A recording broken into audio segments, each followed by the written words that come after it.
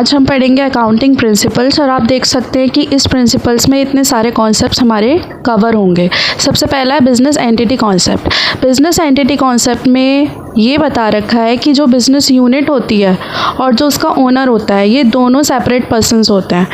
Business entity में जो आदमी फ़ंड लगाता है, जिस फंड से वो बिज़नेस को ऑपरेट करता है, वो ओनर हो गया। बट वो ओनर एज अ लायबिलिटी जो है हम फाइनेंशियल स्टेटमेंट में दिखाते हैं, जैसे जो वो फंड बिजनेस में इन्वेस्ट कर रहा है उसको एज अ कैपिटल हम बैलेंस शीट में लायबिलिटी साइड दिखाते हैं। तो ओनर एज अ क्रेडिटर हो गया उस बिज़नेस कंसर्न के लिए।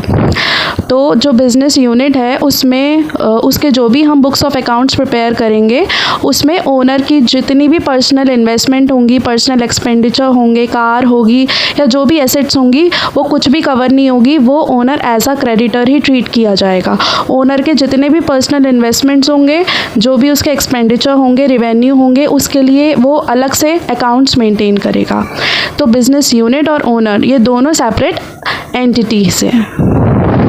मनी मेजर कॉन्सेप्ट में ये बताया गया है कि जो भी ट्रांजैक्शंस या इवेंट्स हमारे बिजनेस में होते हैं वो तभी रिकॉर्ड होंगे अगर वो हम मनी टर्म्स में मेजर हो रहे हैं। मतलब वैल्यू जो है हमें मनी टर्म्स में मालूम होगी तभी वो ट्रांजैक्शन बुक्स ऑफ अकाउंट्स में रिकॉर्ड होगा। सपोज़ हमने किसी से गुड्स परचेज़ किए और मैंने परचेज़ किए, ये मेरे पास इन्फॉर्मेशन है 10,000 kg ऑफ रॉ मटेरियल। तो वो 10,000 kg हमें मनी टर्म्स में नहीं बता रखा है, वो हमें यूनिट्स बता रखी हैं। तो वो हम एज अ ट्रांजैक्शन रिकॉर्ड नहीं करेंगे।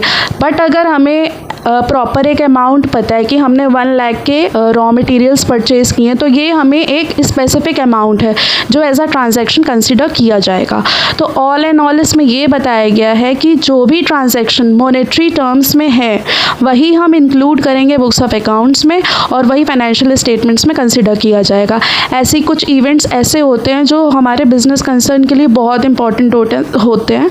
सपोज़ लेबर में स्ट्राइक हो गई, बट उस चीज़ को हम मॉनेटरी टर्म्स में नहीं बता सकते। वो इवेंट उस बिज़नेस कंसर्न के लिए बहुत इंपॉर्टेंट है, बट वो मॉनेटरी टर्म्स में हम नहीं कैलकुलेट कर सकते। ऐसे ही हमारा कॉम्पिटिटर कोई न्यू प्रोडक्ट लॉन्च करके ले आया, वो भी एक बहुत इम्पॉर्टेंट एक चीज़ है उस बिज़नेस के लिए, बट वो मॉनेटरी टर्म्स में हम नहीं कैलकुलेट कर सकते। तो ये इवेंट्स जो हैं रह जाते हैं जिसको हम यूज़र्स तक, जो हमारे इन्वेस्टर्स हैं, उन तक नहीं पहुंचा सकते। ये बहुत बड़ा डीमेरिट है इस मनी मेजरमेंट कॉन्सेप्ट के लिए। तो इस कॉन्सेप्ट में से वही ट्रांजैक्शंस इंक्लूड होंगे जिनको हम मॉनेटरी टर्म्स में निकाल सकते हैं। थर्ड है अकाउंटिंग पीरियड कॉन्सेप्ट। अब हम कोई भी बिज़नेस स्टार्ट करते हैं तो हम ये सोच के करते हैं कि वो हमारे लॉन्ग टर्म के लिए है। ऐसा तो है नहीं कि कोई भी बंदा बिज़नेस कर रहा है तो वो 1 या 2 साल के लिए करेगा, वो उसको लॉन्ग लाइफ के लिए, लॉन्ग टर्म के लिए करेगा। तो इनकम टैक्स लॉ ने एक अकाउंटिंग पीरियड सेट कर रखा है कि जो ओनर्स होते हैं, जो यूज़र्स होते हैं, जिनको फाइनेंशियल स्टेटमेंट के लिए, जो इन्वेस्टर्स होते हैं, उनको फाइनेंशियल स्टेटमेंट की ज़रूरत क्यों होती है? ताकि वो उसकी जो फाइनेंशियल पोजीशन है, स्टेबिलिटी कितनी है उस बिज़नेस की, वो जान सके। तो उसके लिए एक अकाउंटिंग पीरियड होता है जिसमें हम हर साल जो है उस अकाउंटिंग पीरियड को कंसिडर करके अपनी फाइनेंशियल स्टेटमेंट्स बताते हैं। इससे हमें बिज़नेस में एक्चुअल में हमारे रेवेन्यू कितने, एक्सपेंसेस कितने, उसकी फाइनेंशियल पोजीशन कितनी है, वो हम पता लगा सके। तो इनकम टैक्स लॉ के अकॉर्डिंग वो अकाउंटिंग पीरियड स्टार्ट होता है 1 अप्रैल से 31 मार्च ऑफ नेक्स्ट ईयर। तो इसी बेसिस पे जितनी भी फर्म्स हैं, कंसर्न्स हैं, वो अपने फाइनेंशियल स्टेटमेंट प्रिपेयर करती है। बट कंपनीज़ के केस में क्या होता है कि वो स्टेटमेंट्स जो है क्वार्टरली बेसिस पे, मतलब हर 3 महीने की वो स्टेटमेंट्स प्रिपेयर करते हैं और अपने यूज़र्स को प्रोवाइड करते हैं। नेक्स्ट हमारा टॉपिक है हिस्टोरिकल कॉस्ट कॉन्सेप्ट। इसमें ये दे रखा है कि जो भी हम एसेट्स एक्वायर करते हैं तो जो उसकी ओरिजिनल कॉस्ट होगी वही हम अपने फाइनेंशियल स्टेटमेंट में दिखाएंगे। सपोज़ एसेट्स हमारी क्या होती हैं? Fixed assets, land, building, plant and machinery, furniture, computer, laptop, car. तो इनकी जो ओरिजिनल कॉस्ट होगी वही हम दिखाएंगे। हर साल इस पे डेप्रिसिएशन चार्ज करेंगे और P&L में हम डिडक्ट करेंगे। अब इसमें ये दे रखा है कि सपोज़ एक बिल्डिंग है, आज उसकी जो वैल्यू होगी 10 साल बाद वो वैल्यू नहीं होगी। तो बिज़नेस कंसर्न जो है वो मार्केट वैल्यू जो होती है एसेट्स की वो कंसिडर नहीं करते। इससे क्या होता है, जो ट्रू एंड फेयर रिजल्ट्स होते हैं बिज़नेस कंसर्न के वो यूज़र्स को पता नहीं चल पाते, क्योंकि गोइंग कंसर्न कॉन्सेप्ट ये कहता है कि मार्केट वैल्यू हम एसेट्स की तभी लेंगे जब हम उनको सेल आउट करेंगे। तो जो इंक्रीज़ और डिक्रीज़ होता है फिक्स्ड एसेट्स में वो कंसिडर नहीं किया जाएगा, ओरिजिनल कॉस्ट ही ली जाएगी जिस पे हम डेप्रिसिएशन हर साल चार्ज करेंगे और पीएनएल में शो करेंगे।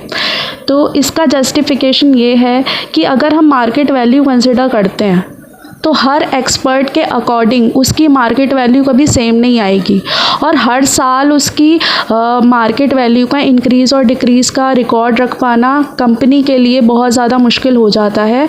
तो इसीलिए हिस्टोरिकल कॉन्सेप्ट यही कहता है कि उसकी ओरिजिनल कॉस्ट ली जाए और उस पर डेप्रिसिएशन चार्ज करके उसको पीएनएल में डिडक्ट किया जाए। नेक्स्ट है डुअल एस्पेक्ट कॉन्सेप्ट।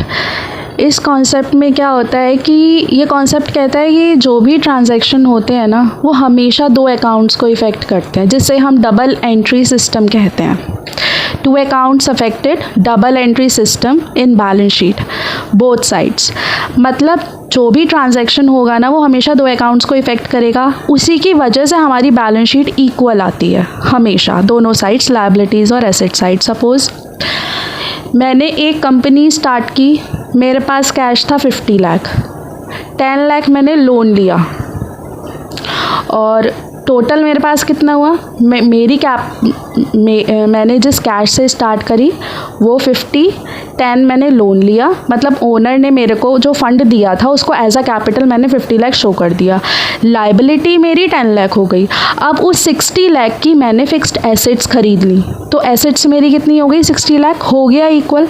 तो इसका मतलब यही है, जो भी ट्रांजैक्शन होता है ना वो हमेशा दो या दो से ज़्यादा अकाउंट्स को इफ़ेक्ट करता है, तभी वो बैलेंस शीट हमारी इक्वल आती है।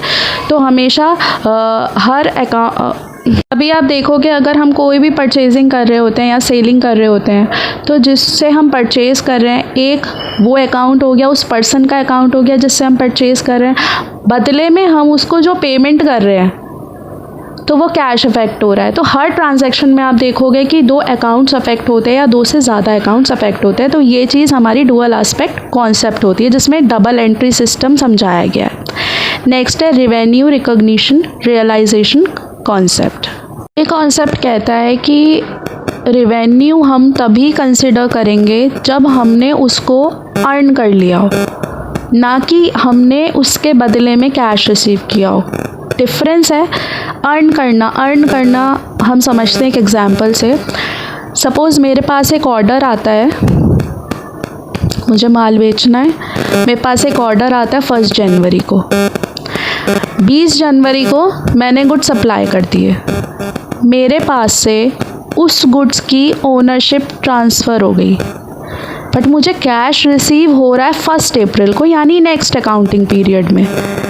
तो यहाँ मैंने रेवेन्यू अर्न कर लिया 20 जनवरी को, जिस दिन मेरी उन गुड्स के लिए ओनरशिप मैंने ट्रांसफ़र कर दी। तो इसमें यही कहा गया है कि कैश रिसीव कभी भी हो रहा हो, बट रेवेन्यू को हम कंसिडर तब करेंगे जब हमने उसको अर्न कर लिया होगा, जब हमारे पास उस गुड्स को लेकर उसका टाइटल, उसकी ओनरशिप हमारे पास से ट्रांसफ़र हो जाएगी, वही हमने रेवेन्यू को अर्न कर लिया। कैश हमारा कभी भी रिसीव होता रहे वो कंसिडर नहीं किया जाता। तो ये थे हमारे कॉन्सेप्ट्स। अगर आपको मेरी वीडियो पसंद आई हो तो please like and subscribe. Thank you.